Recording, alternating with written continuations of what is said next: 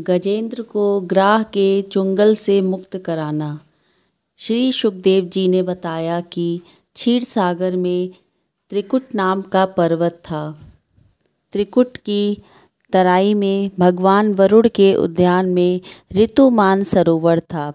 उस सरोवर में देवांगनाएं स्नान किया करती थीं। पर्वत की तलहटी में स्थित जंगल में अनेकों हथनियों के साथ एक गजेंद्र रहता था। गजेंद्र ने एक दिन उस सरोवर में घुसकर अपनी प्यास बुझाई और स्नान करके अपनी थकावट दूर की। इसके बाद गजेंद्र हथनियों और उनके बच्चों को नहलाने लगा। भगवान की माया से वह उन्मत्त हो रहा था। एक शक्तिशाली ग्राह ने क्रोध में भरकर गजेंद्र का पैर पकड़ लिया।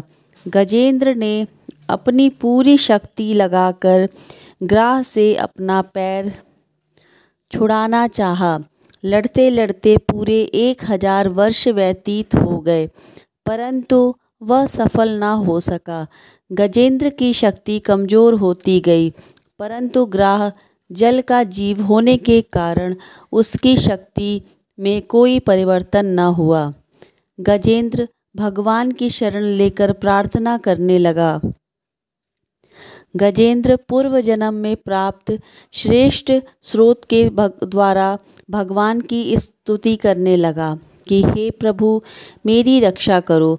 जिस प्रकार सज्जन पुरुष फंदे में पड़े हुए पशु के बंधन काट देता है, उसी प्रकार आप भी मुझ शरणागत की रक्षा कीजिए।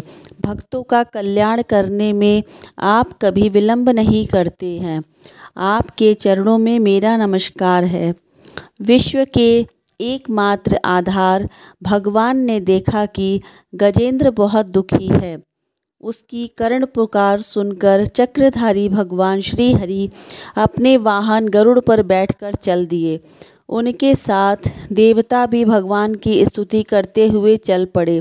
जब गजेंद्र ने भगवान श्री हरि को गरुड़ पर सवार और हाथ में चक्र थामे देखा, तो उसने अपनी सूंड में एक कमल का पुष्प ऊपर उठाया और विनती करने लगा, हे नारायण, हे जगत गुरु, हे हरि, आपको मेरा शत शत प्रणाम।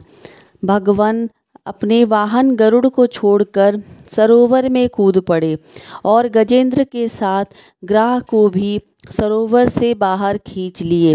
श्री हरि ने अपने चक्र से ग्राह का मुंह काटकर अपने भक्त गजेंद्र को मुक्त कराया और अंतर्ध्यान हो गए। पूर्व जन्म में ग्राह एक गंधर्व था।